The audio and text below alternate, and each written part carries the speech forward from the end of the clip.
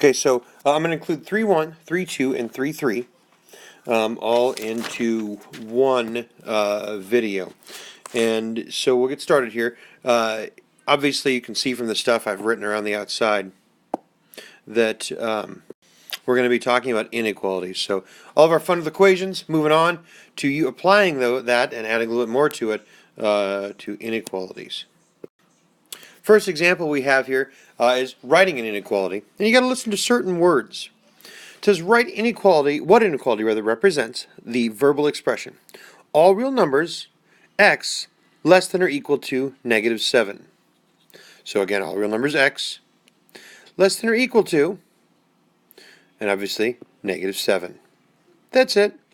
So this inequality represents the verbal expression. So the kind of numbers you'd look at here would be anything less than -7. So like -8, -9, -10, -7.0001, right? Less than. 6 less than a number k is greater than 13. Okay, so here's what I want to point out on this one. This does not mean the following. It does not mean 6 less than k greater than or equal to 13. Not at all. We'll talk about this sort of thing later, but that's not what it means. If I have 6 less than a number, it means I'm subtracting. I listen to where the words are phrased. Is greater than 13. So here's our phrase. The reason I bring up this writing of them thing is that you're going to have, I know you're excited, you wait for it, right? Story problems. I know you're all very excited about that. So obviously you're going to have to be able to translate from words into numerical statements, or equations rather, and solve those. So again, just to be clear, this was not correct. So here, what is an inequality? That represents the verbal expression, all real numbers p greater than or equal to 1.5. So again, all real numbers p greater than or equal to 1.5. B is the sum of t and 7 is less than -3. Sum means add, so t and 7 is less than -3. Alrighty, continuing with our fun. Identifying solutions by evaluating, in other words, plugging and chugging. Is the number a solution of this set? So here we can plug, this statement rather, we can plug -3 in for x. So 2 times -3 plus 1, is that greater than -3? Well, -6 plus 1 is -5, and -5 is not greater than -3, it's certainly less than. Or when you think about number lines, numbers to the left are smaller. So -5 we could say is less than -3, but certainly not greater than. -1 then. So 2 times -1 plus 1, is that greater than -3? 2 times -1 is -2. -2 plus 1 is -1. And -1 is greater than -3 because it's to the right of it on the number line. Think about it this way. Would you rather owe me $1 or owe me $3, right? It's greater than. Alrighty, so taking a look here at your got it's, consider the numbers -1, 0, and 1, and 3, which are solutions of this statement. So what I want you to do is to go back and plug those in. So you're going to have 13 minus 7 times -1. Is that less than or equal to 6? You're going to have, let's see here, we're going to have 0, so 13 minus 7 times 0, is that less than or equal to 6? You're going to have 13 minus 7 times 1.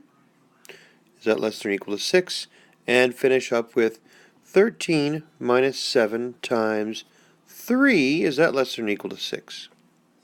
So, taking a quick look here, the ones that are going to work can be 1 and 3. I'll tell you that at the outset. Obviously, you can see that yourself. But so if we were to evaluate these, this becomes 13 plus 7, which is 20, and that is certainly not less than or equal to 6. This becomes, on this side, we have 13 minus 0. Well, that's 13 is not less than or equal to 6. This becomes 13 minus 7, which, if I'm not mistaken, is 6, so that's the equals to part. And this becomes 13 minus 21, which is definitely a negative number, so it's going to be less than or equal to 6. Part B in problem 2, how is the solution of the related equation 2x plus 1 equals negative 3 related to the solution of the inequality? Well, that's the equals part right here, right? So less than or equal to, right, means both apply. So I popped some stuff in out of your book here just to make sure that we know what it means. It says you can use a graph to indicate all the solutions of an inequality. So you can represent it graphically, hence the word graph. So if I say, again, here's a few examples. If I say n is less than 1, now here's the thing, and make sure you remember this. This I think in your vocab, right? If I have an open dot at, say, the number 2, that means number 2 is not part of the solution. But if instead I had a filled in dot at the number 2 on my number line, 2 is part of the solution. Okay? So when I talk about things being less than or equal to, right, so we head this way or this way, this one is less than or equal to because we have the filled in dot. This one is just less than, not less than, look at that, I wrote it down anyway, isn't just less than 2 because the dot is not filled in. So the 2 isn't actually part of the solution. Everything smaller is, but the 2 is not. So again, that's just a reminder from your vocab stuff. Okay, so back to the matter at hand here. N is less than 1. Again, if it were equals, that 1 would be filled in. But it's just everything less than 1 on the number line. A is greater than or equal to 0. So 0 is filled in. It is part of the solution, right? Heading to the right. F is greater than negative 3. So negative 3 is not filled in, but it's everything bigger. And now here's these are kind of fun. You do some thinking. I like to use my mirror trick. I'm going to show you that here. Let me get some stuff out of the way. Just a second. Personally, I find it hard to graph negative 2 greater than or equal to x. So you think, okay, well, what's bigger, what's less? I don't know. I use what I call my mirror trick. So when the variable's on the right side, I draw a mirror. Boom. And then I go ahead and mirror it. X less than or equal to negative 2. Notice how I literally mirrored from here to here the inequality. Not everything else, obviously, because the 2 would look backwards, and, well, that'd be dumb. But anyway, so really the same statement is x is less than or equal to negative 2. So that filled in dot at negative 2, heading to the left, less than or equal to. Again, a little trick you might find useful. Maybe you don't. Maybe you're smarter than me and you understand how to graph this without doing that. I don't know. Let's hope so. So for our example, graphing an inequality, what is the graph of 2 is greater than or equal to a? So again, using my mirror trick, a less than or equal to 2. So I just literally mirror the inequality. And then we graph it. Obviously, the 2 is filled in because it's the equals part, and less than is heading to the left. So there you go. So for your got it's, taking a quick look here. First off, x is greater than negative 4. So open dot heading to the right because we're going greater than. C is less than 0. So open dot because there's no equals part heading to the left. And here, 3 is less than or equal to n. Again, I like to use my mirror trick. N greater than or equal to 3. Notice again I mirror the inequality part. So that's filled in at 3, heading to the right. Alrighty, problem 4. Write an inequality from a graph. So the idea is we're going backwards, the other way, right? So you have a graph. Okay, look for closed and open dots. Well, this one right here, obviously, there's going to be an equals part because the dot is closed, and so it's going to be x. I'm going to put x, right? You can put n. You can put whatever you want to, but x is there's an equals part. You're heading to the right, so it's greater. So greater than or equal to negative 1. Here we have, let's see, it's not an equals part, right? But it's heading to the left, so it's less than, so x less than 4. And let's see, it's pretty much the same thing on both of them, isn't it? So there you go. Again, pay attention to closed or open dot, that gives you your equals part, and heading to the right or heading to the left. The inequality down here, taking a quick look. What inequality represents each graph. So here you know there's no equals part. It's open. So, and it's heading to the left, so it's less than. it's at negative 3, so x is less than negative 3. Here it's filled in, so there's going to be an equals part. Heading to the right, so it's greater than. X is greater than 0. That's what we're looking for. Problem 5, writing a real-world inequality. Yep, story problems, you got it. I love them. What inequality describes the situation? Be sure to define a variable. Trail ride starting at $19.99. Well, that means that, again, C is cost of trail rides. Don't forget that let statement. C is, again, starting at, so it means it's not less than that, right? But it is exactly that if you like it to be, so greater than or equal to $19.99. And here, speed limit, right? Means you go up to but not over, but up to and exactly it. So let S equal speed limit. So S is less than or equal to 8. Who drives that slow? Well, anyway, some people I suppose do, if you're going to be safe. Now here's one of those does the answer make sense kind of things. In part B of problem 5, can the speed be all real numbers less than or equal to 8? Explain. Obviously no, because you can't go negative miles an hour. You can throw it in reverse and slam on it. You're still going positive miles an hour, right? So no, negative doesn't make sense. We'll learn later on how to represent that. The fact that you're actually between, right? You're between 8 and 0, including 8 and 0. So if I were like, say, on a number line, you'd be allowed to go up to 8, included, and all the way down to 0, also included, and everything in between.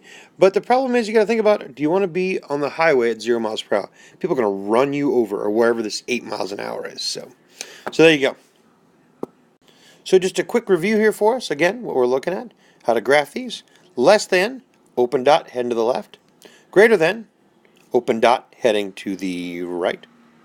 Less than or equal, filled in dot, heading to the left. Greater than or equal, filled in dot, heading to the right. So that was the last of 3-1. Here comes 3-2. Okay, so here we have addition property of inequality. No, it was in your vocab and all that fun stuff. It really just says the same thing for the addition property of equality. Add the same thing to both sides, it doesn't make any difference. So if I have x plus 3 is less than 2, you still subtract the 3, x is less than negative 1. Didn't change a thing. Addition, subtraction, right? Same thing. Doesn't make a difference. That's all it says. Using addition to solve an inequality. What are the solutions of x minus 15 is greater than negative 12? So we'll start out, obviously, add 15 to both sides. Here's where you really got to know your integer operations. So x is greater than 3. You can graph it. Open dot at 3, heading to the right. What are the solutions of n minus 5 is less than negative 3? So here we have n minus 5 less than negative 3. Obviously, you're going to go ahead and add 5 to both sides. Add 5. N is less than 2. The graph of that, obviously, open dot at 2, heading to the left. Alrighty. Solving an inequality and checking solutions. What are the solutions of x, or 10 rather, is greater than or equal to x minus 3? So we solve it just like we would any other time. We're going to go ahead and, I'm going to show you how the checking part, that's the most important part of this. But anyway, add the 3 to both sides here. We get 13 is greater than or equal to x. And again, my mirror trick, x less than or equal to, 13. There we go. So that is a filled in dot at 13 heading to the left. You can see right here. And so how do you do the check, right? Check the solutions. So here's what I always do. I check 13 exactly, right? So we put in here 13 minus 3 is 10. Does 10 equal 10? Yep, good. That means that I'm right on the money as far as the equals part. Even if 1 isn't equals, you can still try that. Then I always try something to the left and something to the right on the number line. So I go like this. So here's 13. I try 14 and 12 or 0, whatever. Something easy, right? So that you kind of have an idea that, yeah, I'm in the right spot when it comes to that. Because if you try 14, right? Try 14, and you're going to get 14 minus 3 is 11. And find out if that works. Well, it doesn't. It doesn't, so you know that your graph heading to the left was correct. Try 12. 12 minus 3 is 9. 10 is greater than 9. Good. So that means that my graph was probably correct. My answer is probably correct. So make life easy. Don't pick anything too crazy. So what are the solutions of m minus 11 is greater than or equal to negative 2? So m minus 11 greater than or equal to negative 2. Add that 11 to both sides. M is greater than or equal to 9.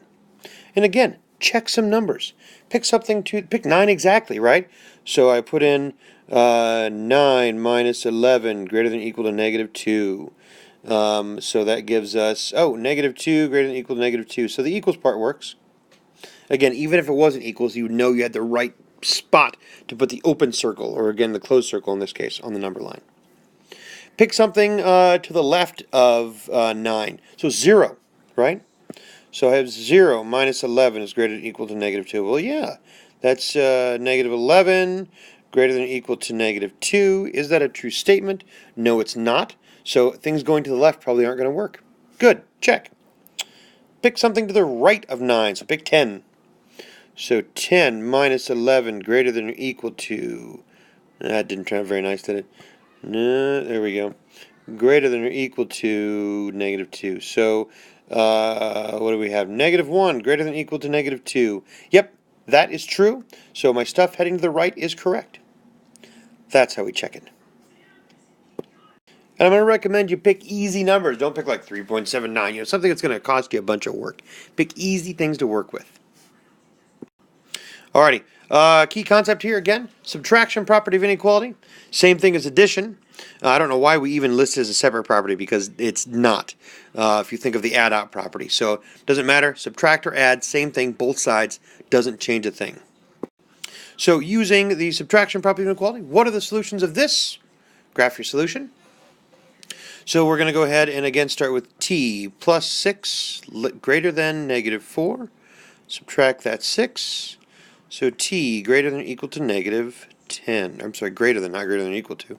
Gotta watch that. I'm really bad about that. So anyway, the graph of that looks like this. Open circle at 10, heading to the right. Alrighty, so solutions of this one. Negative 1 greater than or equal to y plus 12. So subtract your 12 from both sides. Negative 13 greater than or equal to y. Again, don't like that answer. Mirror trick, y less than or equal to negative 13. And on your graph, that looks like this. Filled in circle at 13, heading to the left. Here we go, more fun, story problems. Know you love them. The hard drive on your computer has a capacity of 120 gigabytes. You have used 85 gigabytes. You want to save some home videos to your hard drive. What are the possible sizes of the home videos you can save? So, V is the size of the video collection. We know that 85 that I've already used, right, plus the V that I'm wondering about, has to be less than or equal 120 gigabytes. Subtract our 8 and V 85. What the heck? Subtract our 85. There we go. That makes more sense. So V is less than or equal to 35. Don't forget to label gigabytes. That's what we're looking for. So if you have 35 or 36 gigabytes, right, it doesn't fit. All right, a club has set a goal at least 25 plants for a fundraiser. To sell, rather, at least 25 plants. Club members sell 8 plants on Wednesday, 9 on Thursday. What are the possible numbers of plants the club can sell on Friday to meet their goal? So at least is one of those math statements. Greater than or equal to, right? That or more. So they must sell at least 25. So we're going to start out with let P equal number of plants on Thursday, on what day? Friday. Number of plants on Friday. So we've got so far, we've got 8 plants, plus 9 plants, plus P plants. That's what we're looking to solve here. So you're going to want to have combine like terms. So 17 plus P greater than or equal to 25. Subtract that 17. Oops, there we go. And P is greater than or equal to 8. 8 plants. L-A-N-T-S. There we go. Can you use the same inequality symbol to represent phrases like at least, no less than, and greater than or equal to? Well, yes. The symbol greater than or equal to can be used to represent all three of these phrases. So no less than something, right? You can't have, so I have no less than $5. Means you have 5 or more. Obviously, greater than or equal to literally is what it says, so that's good there. So, and again, at least, I have that or more. Moving along, 3-3. This part's where it gets fun. Alrighty, key concept. Multiplication property of inequality. I'm going to tell you right now, it's going to represent it as multiplication property of inequality and division property of inequality. It's the same thing. What it really comes down to is if I multiply or divide by a negative in my quest to solve, then I must flip the inequality symbol itself. Okay? That's what it says. What that looks like. Let's get this out of the way here. If I have negative 3x is less than, let's say 9. Obviously, I'm going to divide both sides by negative 3. X, now immediately when you do that, I multiplied or divided by a negative. This flips, boom, immediately, and becomes 9 divided by negative 3 is negative 3. That's what it says. Now, if I just happen to have a negative in there, right, that doesn't affect it. It's the fact that when I take the step of multiplying or dividing by a negative, I flip the inequality. Greater than becomes less than becomes greater than or equal becomes less than or equal becomes greater than or equal. You probably get the idea there. Multiplying by a positive number. What are the solutions of x is less than negative 2? So notice we have x over 3, I'm sorry, I missed that part, is less than negative 2. So here again, obviously we're going to multiply both sides by 3 over 1 using that reciprocal, right? So by 3. Those go away, x less than or equal to negative 6. Now again, the thing is, this is really important, folks, you ready? Yes, there's a negative here, but I personally multiplied by a positive in my quest to solve. So that did not flip this inequality, but apparently it made me turn it into an equals.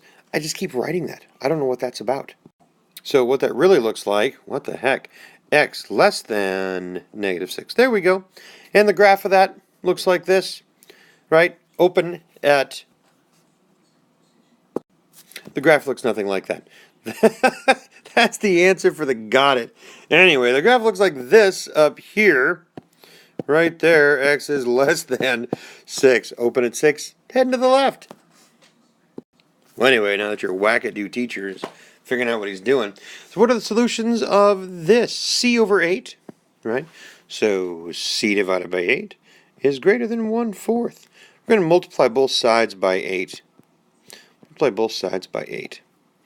Goes away, c greater than, let's see, 8/4, which is 2. So open circle, heading to the right at 2, like this shows us. There we go. Continuing. Multiplying by a negative number. So here's where the flippin' stuff comes in, right? So, obviously, if I start out with negative 3/4 w is greater than or equal to 3, I use my reciprocal of negative 4/3 on both sides. And when I do that, the moment I multiply by that negative, I flip the inequality like right here, flipping it. Flipping the inequality. So it becomes w is less than or equal to negative 4. Okay? Obviously this is, mathematically 3 over 1, right? So there's our negative 4. But again, that's filled in at negative 4, heading to the left. And so you can check it. Always check like the 4 itself, right? Check the negative 4 itself. Check something to the left. Check something to the right. To figure out, to make sure you've done it right.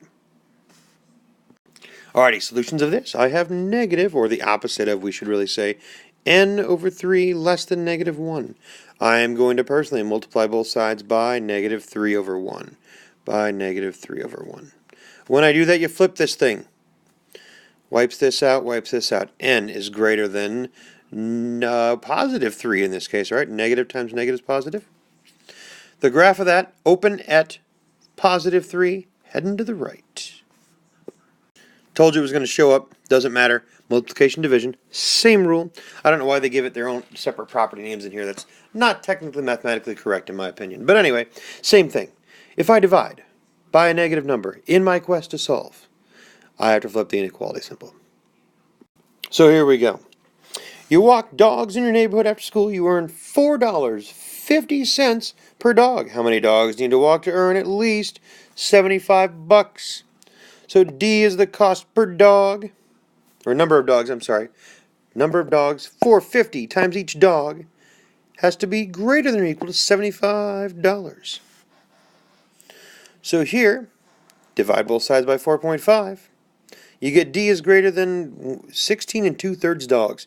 That's gross. I don't know how you get 2/3 of a dog. That's gross. Let's round that up and say you got 17 dogs, because 16 is going to be under. So let's walk 17 entire dogs. I don't know what these people are doing, but to earn at least $75. Alrighty. A student club plans to buy food for a soup kitchen. A case of vegetables costs $10.68. The club can spend at most $50 for this project. What are the possible numbers of cases they can buy? So we're assuming we're buying whole cases, right? Because you don't get that price otherwise. So we're going to say let C equal number of cases. There we go. So I have $10.68 times C cases. You can spend at most, so I can spend less than or equal to 50. That's the inequality you should have written. To solve this, we're obviously going to divide both sides by 10.68.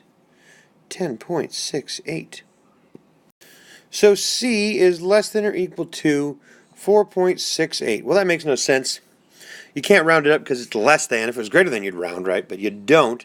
So you're going to say that you can order 1, 2, 3, or 4 cases. Makes no sense to have 0 cases because you want some food. Makes no sense to have no cases. You can't have 1.5 cases. So it's literally exactly and only 1, 2, 3, or 4 cases. So going back here, in problem 3, why do you round to the greater whole number? So again, on the 3, because you can't walk part of a dog. Gross. On this one, though, you can't buy part of a case, so you have to round down in this case. Alrighty, problem 4. Dividing by a negative number. So, obviously right here, we have negative 9y less than or equal to 63. Dividing by that negative 9, flip the inequality immediately because I personally divided by a negative. Y is greater than or equal to negative 7. Filled in at 7, negative 7 rather, heading to the right. I just realized I recorded this entire slide without, I talked and I wrote and I didn't even, I didn't record. So, anyway, taking a look here, dividing personally by a negative 5 on both sides. As soon as I do that, I immediately flip the inequality sign so I don't forget. Negative 10 divided by negative 5 is a positive 2. That is open at 2, head to the left because it's less than. There you go, folks. Loads of fun.